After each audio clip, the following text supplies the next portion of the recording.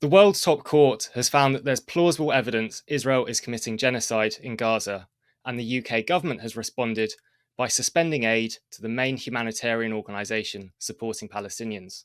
Many people have expressed shock and disbelief at this decision, and one of the only ways I feel you can understand it is if you look at the power that the Israel lobby now has over Britain's ruling party.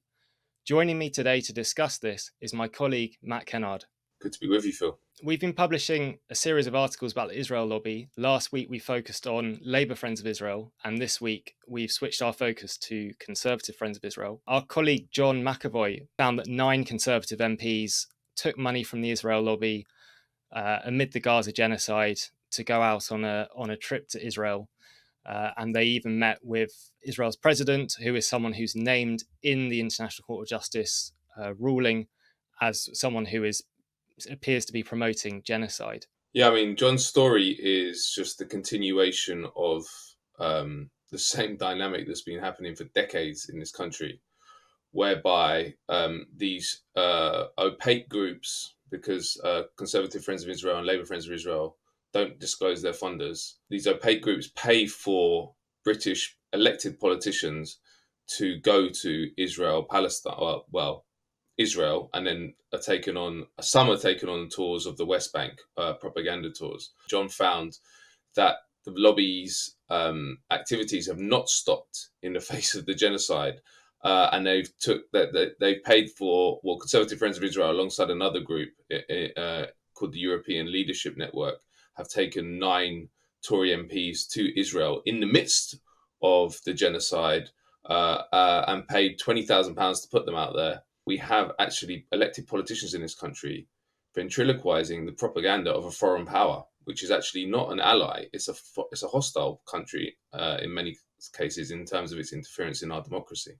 The way it's drawing us into these conflicts in the Middle East, confrontation with Iran, with Yemen, HMS Diamond, this Royal Navy destroyer that we've sent to the Red Sea to essentially backfill the job that Israel's Navy should be doing, came under drone attack at the weekend. There's hundreds of crews' lives on board, arguably put at risk there.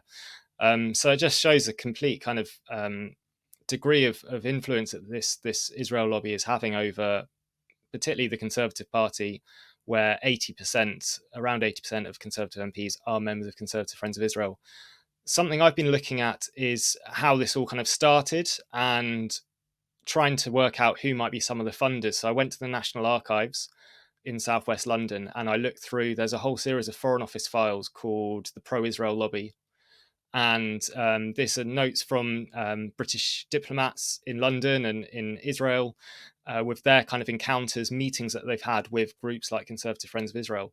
And I was going through them, and in the article that I've just written for Declassified Today, I found that they said one of the funders of Conservative Friends of Israel had been this organisation called the Jewish Agency, which predates the creation of the State of Israel.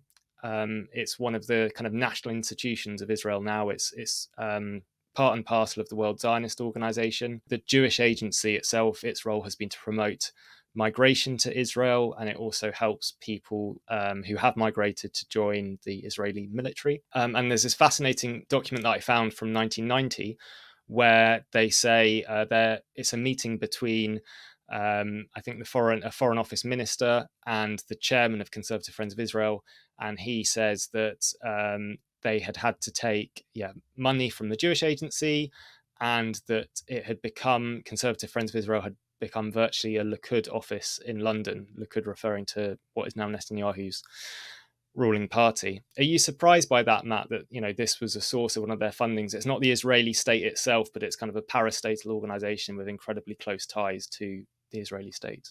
I can't say I'm surprised. It's great that you found the documentation, though, because I'm not. Is that the first time that there's actually been any kind of evidence of who funds Conservative Friends of Israel?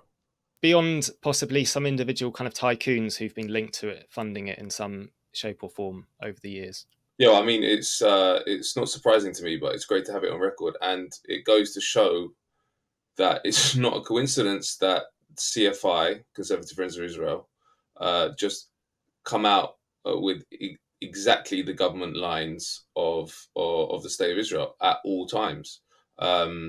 And you've seen it in the Gaza genocide, but in the previous aggressions in Gaza in 2014, 2009, 2021, they've always taken the side of the Israeli state and always ventriloquized their propaganda. They've also been a key player in destroying any um, uh, British political figure who contradicts the Likudnik line. One of them is Alan Duncan, who was foreign minister from 2016 to 2019, but was foreign minister for Europe and the Americas because his appointment as Middle East minister was vetoed by Conservative Friends of Israel and Lord Polak. Um, and he said in his diaries that the only reason he was vetoed by CFI was because he believes in the human rights of Palestinians and believes in a two-state solution, which is what the stated position of the British government is. But it's obviously not what the Kudniks want. They want Israeli control from the river to the sea, which is in their original documentation. So, yes, it's great to have it on record. Hopefully, this will spark some kind of curiosity from the mainstream media about these institutions, because we have no, I mean, we're an alternative media site. We're two reporters, just me and you, four staff in total. And we've done more than everyone combined to expose the reality of the Israel lobby in this country. We're inundated with stories, a lot of them made up, about Russian influence in this country. And you've got this lobby which is overruling prime ministers and creating whole invented scandals in this country, which they just don't touch. And I think that journalists who see your work here revealing for the first time the sort of parastatal Israeli funding of the Conservative Friends of Israel will wake some journalists up and think maybe we should have a look into this, because the only reason we're in this situation is because journalists aren't doing their job. They thrive, CFI and LFI, on their secrecy and the lack of curiosity from journalists. I think when light is shone on their activities, they'll wither. If you're watching this and you like the work that we're doing on exposing the Israel lobby's influence in British politics, please subscribe to our YouTube channel if you haven't already. And you can also head to our website, declassifieduk.org, where you can start supporting us from as little as £3 a month. Matt, you just mentioned someone there called Lord Polak, Stuart Polak. So in the files I found from 1990, he'd just been made the director of Conservative Friends of Israel, and he'd hold that role until 2015 when he was put in the House of Lords, and he's now the honorary president of CFI. And what I found in those files from the early 90s was that he was already rubbing British diplomats up the wrong way. One of them said that he might be dangerous. They said he was spreading poison about another diplomat and making snide remarks. And in particular, he seemed to have a campaign going against the British Consul General in Jerusalem, which is separate to the ambassador in Tel Aviv. The Consul General represents the UK in the occupied Palestinian territories. Traditionally, they've been more outspoken and critical of Israel's illegal settlement building. You'll often see them issue a statement when there is some kind of settler violence or this kind of thing. And Polak appeared to be kind of trying to undermine the consul general, the current, the incumbent at the time, but also the files say that in general the Israelis had an axe to grind against the fact this office even existed. And at that point, it was because he said the PLO, the official representative of the Palestinians, was not a terrorist organization, which Polak took great umbrage at.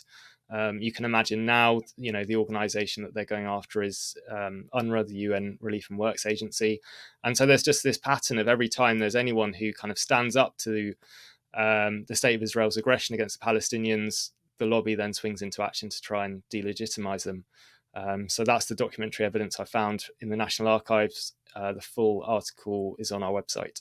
Polak's an interesting figure, isn't he? Because he was also the person who organized Priti Patel's off-radar meetings with dozen, I think it was more than a dozen Israeli officials, including Netanyahu. When she was a British minister, she went to Israel apparently on holiday and while she was a minister for international development, and met all these people, organised by Stuart Polak, came back, and it was a scandal briefly, but he retained his position. There was no, like, it was a very small scandal, and in fact, they didn't name CFI, and they didn't, that Polak as an individual wasn't really focused on, and he should have been. That should have ended her career. I mean, she was reappointed to another ministerial position soon after, but that is such an outrageous thing to do when you're a British minister, to go on a family holiday, which isn't a family holiday, and have secret meetings with government officials of a foreign state. But again, there is an exception for Israel on all this stuff, including the genocide in Gaza, and international law, but especially in the diplomatic relationship, they get away with stuff that no one else could get away with, and that has to change, because, as you said in your introduction, a large part of the reason we are where we are, which is that we have a government which is giving completely loyal support to Israel as it conducts its genocide in Gaza, including spy flights and arms and all everything else, is because this lobby is out of control, and British ministers are not making decisions at all times in the interests of the British people and the British state. They're making them often in the interests of a foreign state, Israel specifically, and that's because we have these out of control lobby groups that need to be exposed. And hopefully, this will, well, it has to change now. If it doesn't change now, it never will.